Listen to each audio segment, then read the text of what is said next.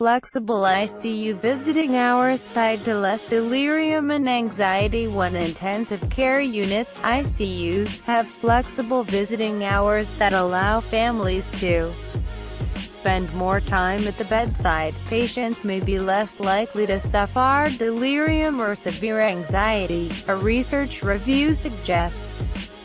Most ICUs have restrictive visiting policies, often driven by a concern that families lingering in patient rooms might increase the risk of infections, disorganized care, or longer hospital stays, researchers note in the journal Critical Care Medicine.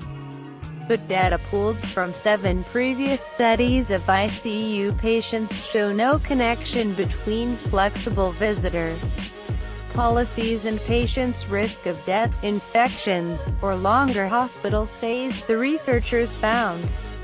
Plus, patients in ICUs with flexible visiting policies were 61% less likely to develop delirium and also less likely to experience severe anxiety.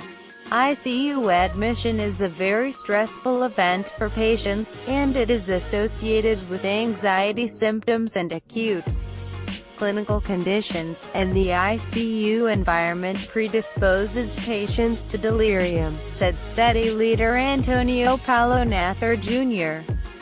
of the Camargo Cancer Center in São Paulo, Brazil.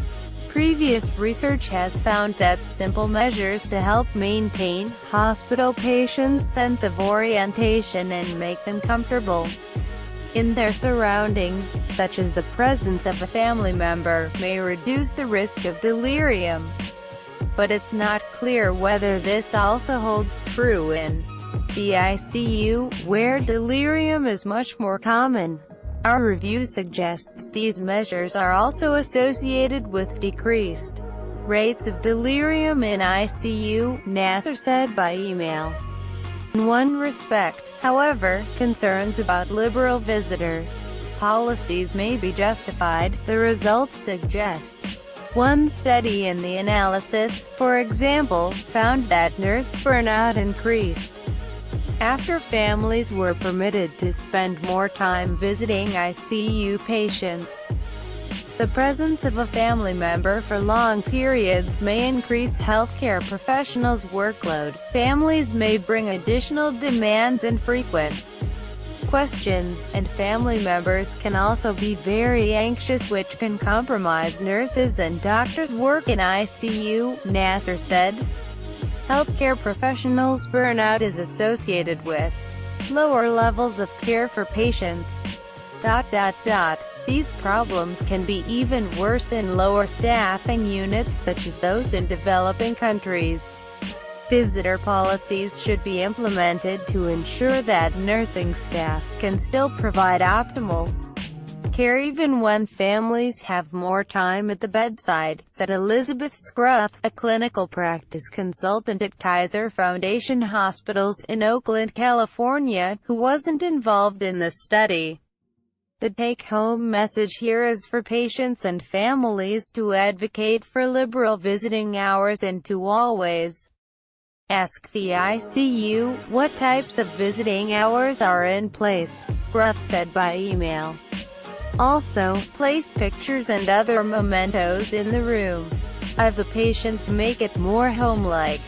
The use of ICU diaries can also aid the patient and family to leave messages, provide a daily update of what is going on and how the patient is progressing, and both families, nurses, and other medical personnel can write in them. Next read. Suspected ISIS-inspired suicide bombers attack Indonesian churches, at least 13 dead, 40 injured. Jakarta. A family of 6 launched suicide attacks on Christians attending Sunday services at 3 churches in Indonesia's second-largest city of Surabaya, killing at least 13 people and wounding 40, officials said.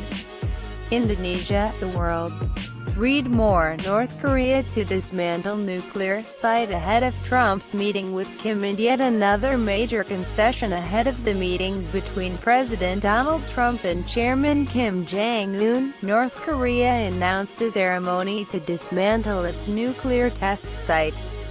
The ceremony to dismantle the Read more. Rockies vote in first election since defeating ISIS. Baghdad, Fallujah. Iraqis voted in the first election on Saturday, May 12, since defeating the ISIS terrorist group, but few people expect its new leaders to stabilize a country beset by conflicts, economic hardship and corruption. Read more.